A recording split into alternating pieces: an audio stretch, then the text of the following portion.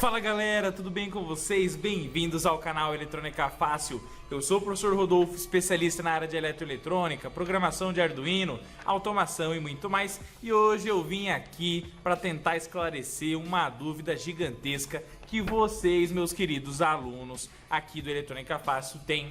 E a maioria, a geral que estuda a área de eletroeletrônica, praticamente treme na hora que chega esse momento, nos seus estudos, nas suas análises dos circuitos eletroeletrônicos, que são os famosos circuitos RLC, resistor, capacitor, indutor, tá? Hoje nós vamos trabalhar um pouquinho na área do circuito série do circuito RLC. Tem o paralelo, tem o misto, você tem as potências ativa, reativa e aparente, mas calma, vamos lá. Estou aqui para deixar cada vez mais fácil toda essa análise de impedância, frequência de ressonância, defasagem, XL, XC e muito mais. Fica até o final desse vídeo que o conteúdo promete, beleza? Vamos nessa! E é claro, pessoal, muito obrigado àqueles que já deixaram aquele like para ajudar o nosso trabalho aqui no Eletrônica Fácil, ajudar mais e mais pessoas. Tá bom? Se é novo por aqui, se inscreva no canal, ativa o sininho das notificações. E é claro, se você quer ter o professor Rodolfo junto a você num curso maravilhoso chamado Curso de Eletrônica Fácil, um curso faixa preta na área de eletroeletrônica, com muitos projetos, hands-on, mão na massa, soldagem, análise com multímetro, osciloscópio e muito mais, clique aqui no link da descrição e conhece o nosso curso completo. Tenho certeza que vocês vão se apaixonar, beleza? Bora pro conteúdo! Bem, meus queridos e maravilhosos alunos da família Eletrônica Fácil, vamos lá. Ó, então o circuito RLC, tão conhecido e tão tenebroso, misterioso, que existe no mundo eletroeletrônico, que muitas pessoas consideram muito difícil de ser analisado, né? É basicamente um circuito composto por um componente chamado de resistor, o outro chamado de indutor e o outro chamado de capacitor, por isso que, obviamente, ele tem seu nome de RLC, tá?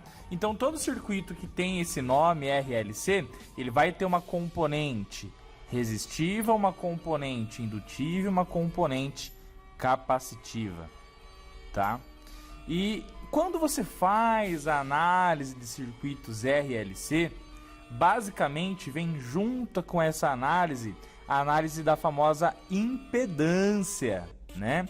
E o que é a famosa impedância num circuito RLC, ou RL, ou RC, ou L e C? É basicamente a somatória, o agrupamento, tá? Das componentes de resistência, de reatância indutiva, que é a resistência que os indutores geram quando são submetidos a uma frequência, e também da reatância capacitiva, que é basicamente a resistência que um determinado capacitor oferece à circulação da corrente elétrica, quando por ele basicamente passa um sinal elétrico que tem uma determinada frequência também, tá bom?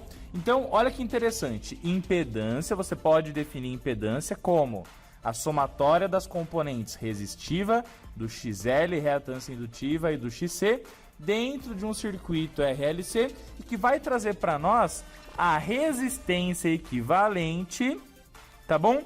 Das três componentes juntas em uma só. Perfeito? Vale ressaltar que o nome impedância, ele só vai existir e ser aplicado em circuitos eletrônicos que os componentes são submetidos a uma determinada frequência, tá? Quando você trabalha com corrente contínua pura, o nome correto é você trabalhar com resistência. Por quê? Porque daí você acaba desprezando as componentes de reatância indutiva e reatância capacitiva nos circuitos de corrente contínua pura, tá bom? Então, primeiro fato e análise importante é você definir muito bem o que é a impedância. Então, a impedância é a resistência equivalente oferecida pelo resistor, capacitor e indutor nos circuitos RLC, quando por eles é submetido a um determinado sinal de frequência elétrica. É lógico, né, que esse sinal vai estar em forma de corrente, circulação de corrente, e aí pode estar em 60 Hz e 12 volts, como está aqui, ou pode estar em 100 Hz, ou 1 kHz, ou qualquer outra frequência. Tá bom, pessoal? Então, quando a gente analisar circuitos RLC, RL ou RC e tal, tem frequência, tem um sinal, por exemplo, de corrente, tensão alternada, vai existir a nossa resistência equivalente das 3 componentes RLC, chamada de impedância. E a letra que representa a impedância é a letra Z, tá bom? Então, entendido isso, agora que você já entendeu o princípio básico do que vai representar a letra Z pra gente, que é a famosa impedância, o que você tem que entender, meus queridos? Que ela é então a somatória, né? Olha o símbolo do somatório aqui. Muita gente, quando vê esse símbolo aqui, já se sente aterrorizado, né? Mas nada mais, nada menos do que a somatória da resistência, da componente resistiva, do XL e do XC. Perfeito? E a unidade de medida disso aqui sairá em ohms. Tá bom, pessoal? Beleza. Próximo passo. Você tem que compreender que as componentes de resistência do resistor, indutor e do capacitor, elas vão existir em ângulos diferentes, meus queridos alunos. Olha só. Então, quando você faz a análise da impedância, você tem que levar em consideração que a resistência elétrica de um resistor, ela está num ângulo de 0 grau, ou seja, não existe defasagem angular quando a gente analisa a componente resistiva de um resistor. Mas quando você analisa a componente XL e XC, você tem que saber e tem que lembrar que ambas estão opostas e defasadas em mais 90 graus para o XL, que é a reatância indutiva, e menos 90 graus para a nossa reatância capacitiva. Então, olha só, analise bem e lembre-se: resistência a 0 grau, XL defasagem de mais 90, XC de menos 90. E quando você for juntar essas resistências, quando você for fazer a somatória dessas resistências aqui, como elas estão em ângulos diferentes, o que vai acontecer? Você vai ter que achar a impedância, que é a componente Z, que vai ser a resistência resultante das diversas resistências em ângulos diferentes num circuito eletrônico. Tá bom, pessoal? E aí, é claro que se eu tenho uma 0, outra mais 90, outra menos 90, nós vamos ter um ângulo de defasagem da nossa impedância total calculada na unidade de ohms, tá? Então, entendeu o que é a nossa impedância, entendeu no nosso passo aqui número 2, que as componentes resistivas do R, do L e do C estão aplicadas em ângulos diferentes. Agora você pode começar a calcular de forma a gerar numericamente o valor do XL e do XC. Por quê? Porque o resistor ele já está em ohms e já tem o valor natural dele. Não precisa calcular outros, não precisa fazer outros cálculos para encontrar de forma determinada a resistência do resistor, né? Então, no nosso exemplo que eu vou dar do circuito RLC série, onde nós ainda temos que achar a impedância e a frequência de ressonância e o ângulo de defasagem, nós vamos calcular aqui qual é a reatância indutiva do nosso indutor e a reatância capacitiva do nosso capacitor. Se você ainda não sabe o que é reatância indutiva e capacitiva, mais detalhadamente, eu vou deixar um card aqui para você assistir as 2 aulas no decorrer desse vídeo, e aí você pode ficar mais faixa preta nessa área também, tá? Então, o nosso indutor aqui, caros alunos da família Eletrônica Fácil, ele tem 100 mH, tá? E o nosso capacitor tem 100 microfarad de capacitância, tá? Então, olha só, como é que eu calculo a nossa reatância indutiva? É 2 vezes o π, vezes a frequência que está sendo inserida no nosso circuito, vezes a indutância, tá? Então, você calcula assim, ó, basta digitar corretamente aqui na calculadora, ó. Vamos lá? Então, 2 vezes shift EXP, que é o π, vezes a frequência, que é 60 Hz, vezes a nossa indutância, que é 100 mili. Então, 100 mili é 100 EXP, que é o 10 a menos 3. Ok? Igual. Então, olha só, deu 37,699. Então, nós vamos usar aqui, ó, 3 casas após a vírgula. Está mais do que excelente e maravilhoso. Tá, pessoal? Então 37699 é a nossa reatância indutiva do nosso circuito RLC, tá? Bem, entendido então a análise da reatância indutiva, que é a resistência que o indutor vai oferecer quando submetido a uma frequência, você tem agora a reatância capacitiva. E aí o cálculo da reatância capacitiva é igual a 1 sobre 2πfc. Então 1 dividido por 2 vezes o π, que é aproximadamente 3,14, né? Vezes a frequência, que é 60, vezes 100 microfarad. Então vamos lá? Ó, atentos na calculadora. 2 vezes shift aqui, o exp, que é o π, 2 vezes π, vezes a frequência, que é 60, vezes o capacitor, que é 100 micro. Então 100 micro é 100 exponencial menos 6, que é o 10 a menos 6, que é o micro, tá? Igual, vai dar esse número aqui, só que eu tenho que fazer 1 dividido por isso, tá? 1 dividido por isso é a mesma coisa que fazer a função aqui, ó, x menos 1 da calculadora, porque todo número elevado a menos 1 é a mesma coisa que 1 dividido por ele. Então x elevado a menos 1 igual. Pronto, olha lá, 26,52. Então a nossa reatância capacitiva do nosso circuito é 26,52 ohms, tá? E agora então que nós temos aqui as três componentes, certo? Já fizemos aqui o nosso passo número 3, que é trazer numericamente o valor do XL, XC e do resistor. Nós vamos para o passo número 4, que é fazer análise fasorial, né? Análise das resistências aplicadas a determinados ângulos, né, do nosso sistema.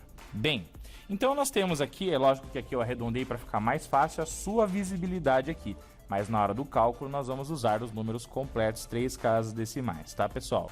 Então veja, nós temos aqui a componente do XL, que deu 37,699, apontando para cima, uma defasagem de mais 90 graus, no nosso plano cartesiano aqui, né?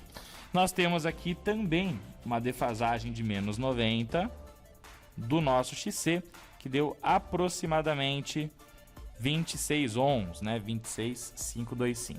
E aqui nós temos a 0 grau, o nosso R, a componente resistiva. E aí, o que acontece? Se eu tenho aqui uma força para cima, né? Analisando, fazendo uma combinação, uma didática aqui com a força, né? Você tem aqui uma força para cima, uma força para baixo, uma puxando para um lado, outra para o outro, você vai ter o que? Algo resultante. Como a para cima é maior do que para baixo, então isso aqui vai tender a subir, né? Então, como nós temos uma resistência de 37 apontando para o mais 90 e 26 para o menos 90, vai vencer o 37. Mas aí agora você precisa fazer o quê? Uma subtração das resistências que estão de forma fasorial aplicadas em mais 90 e menos 90 graus. Então o que você vai fazer? Vai subtrair o XL do XC. 37,699 menos 26,525, que é o XL e o XC, vai resultar em 11,174 para cima. Então olha que interessante. O equivalente do XL com o XC gerou basicamente 11,74 para cima.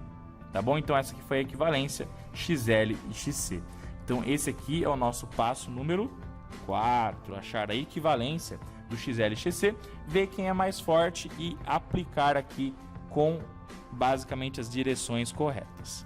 Fez isso aí, gente, aí você vai ter aqui, ó, o resistor a 100 ohms no ângulo 0 e o 11,174 vencendo no ângulo de mais 90. O que vai formar aqui, meus queridos? Algo que todos amam analisar, né? Que é a famosa análise do triângulo retângulo, que a gente pode aplicar análise e relação matemática proposta pelo Pitágoras. Onde a gente vai usar cateto adjacente, oposto e hipotenusa, né? Mas, ó, se você aplicar então essa análise aqui do XL apontado para cima, né? E aplicar aqui uma correspondente dela logo no finalzinho do resistor, o que vai acontecer aqui, ó? Você pega aqui o nosso XL, aplica aqui, pega o resistor, aplica aqui, você vai fazer a regra dos paralelos, né? Regra do paralelogramo, que chama, né? E aí, se eu aplico aqui o XL e aqui o XC, você pode enxergar que nós temos aqui um triângulo retângulo e aqui um outro triângulo retângulo. Perfeito, gente? E aí, você aplicando aqui o ângulo, né, da hipotenusa, que na verdade é a resultante, né, é o nosso querido fasor resultante entre o resistor e o XL, você vai formar aqui o triângulo retângulo, que vai fazer a análise da impedância, que é a junção da componente resistiva com a subtração do XL e o XC. Tá? Então, nós temos o resistor, temos aqui o XL, perfeito? E gerou a nossa hipotenusa, que é a impedância, representada pela letra Z. Tá? E aí, entre a impedância e a resistência, vai gerar um ângulo, que você pode chamar de φ, pode chamar de θ, pode chamar de beta, enfim. É um ângulo de defasagem entre a impedância e a resistência, que está em ângulo zero. Tá? E aí, qual é a análise matemática que a gente vai aplicar aqui? Depois de ter feito a análise dos nossos queridos resistores aí no ângulo 0, 90 e da equivalência da impedância no nosso eixo resultante aqui. Você vai encontrar que o Pitágoras disse que a hipotenusa ao quadrado é igual à soma do quadrado dos catetos, né, meus queridos?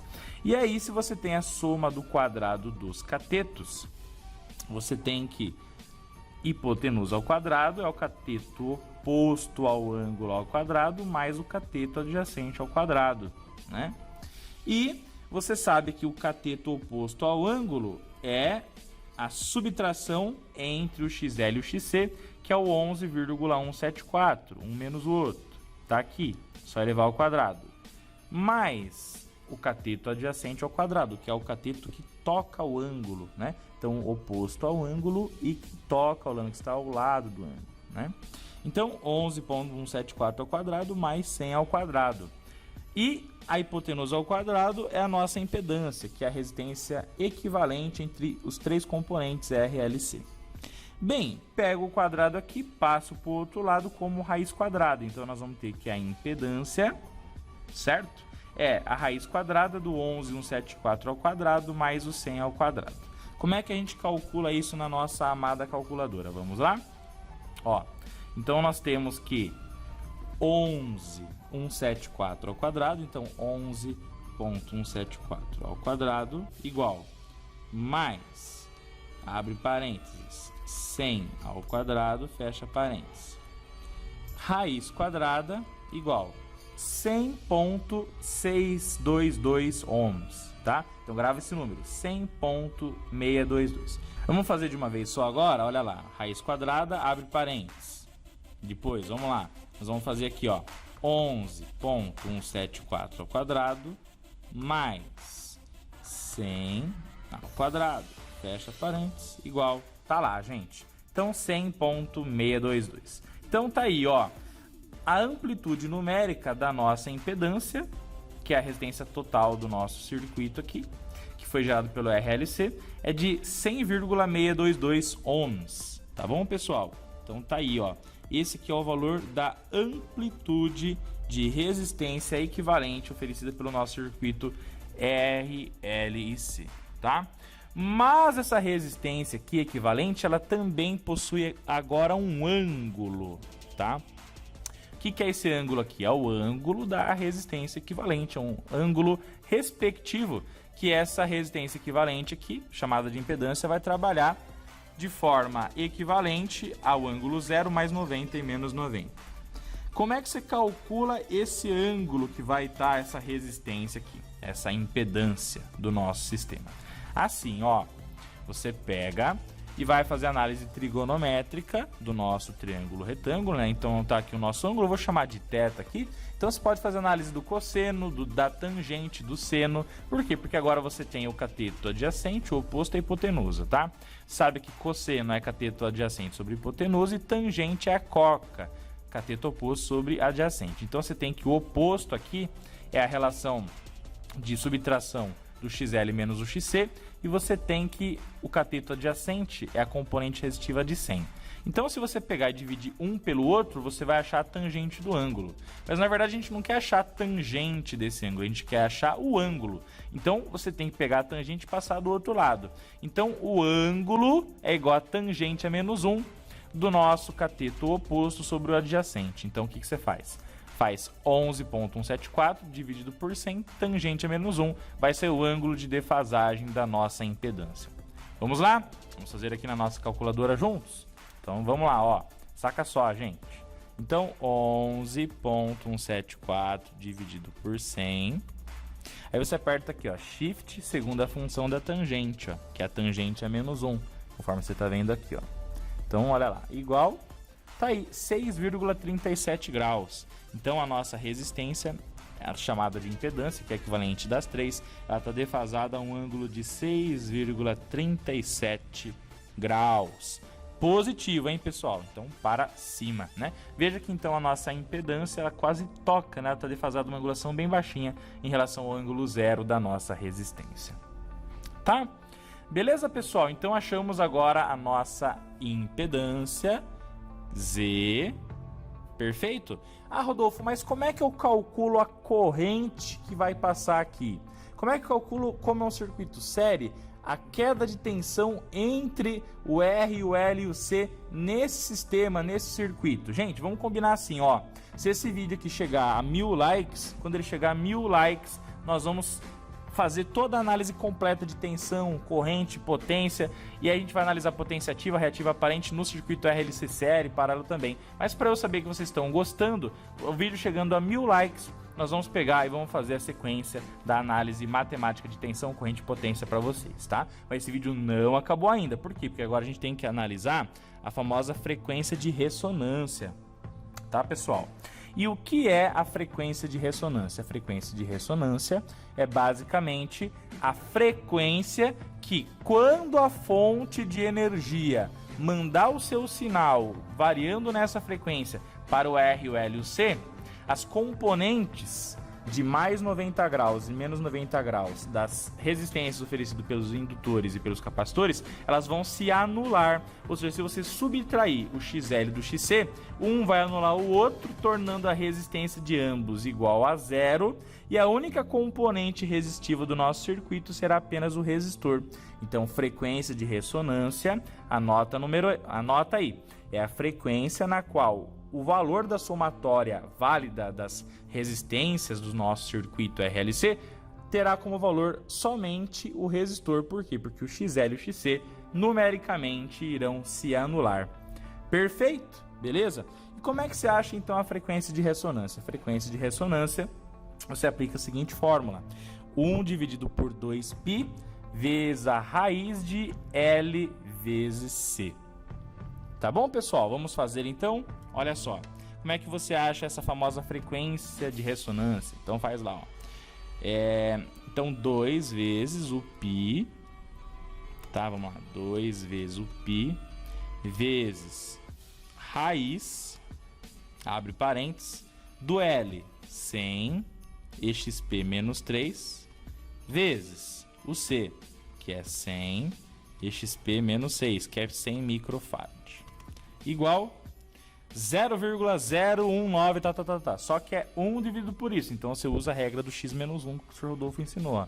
X menos 1 igual, tá aí, ó, 50,32 Hz. Ou seja, olha só, tá bem próximo da nossa frequência, né, pessoal? A nossa frequência que tá em 60 Hz. Então, em 60 Hz, houve uma determinada impedância que usou como valores base o XL e o XC, porque ambos não tinham a mesma amplitude. Já se eu jogar essa frequência na fonte de 50,329, todas essas casas aqui, vocês vão ver que quando calcular o XL e o XC, eles vão dar o mesmo valor, logo subtraindo eles vão se anular, ficando somente a componente resistiva no nosso sistema eletrônico. Ok? Perfeito, pessoal? Então, passo número 1, impedância. Passo número 2, análise de defasagem de cada uma das resistências. Passo número 3, cálculo das amplitudes. Passo número 4, colocar no plano cartesiano e fazer a regra dos paralelos, calculando o eixo, nosso vetor resultante, que é a nossa impedância, tá? Passo número 5, aplicando Pitágoras.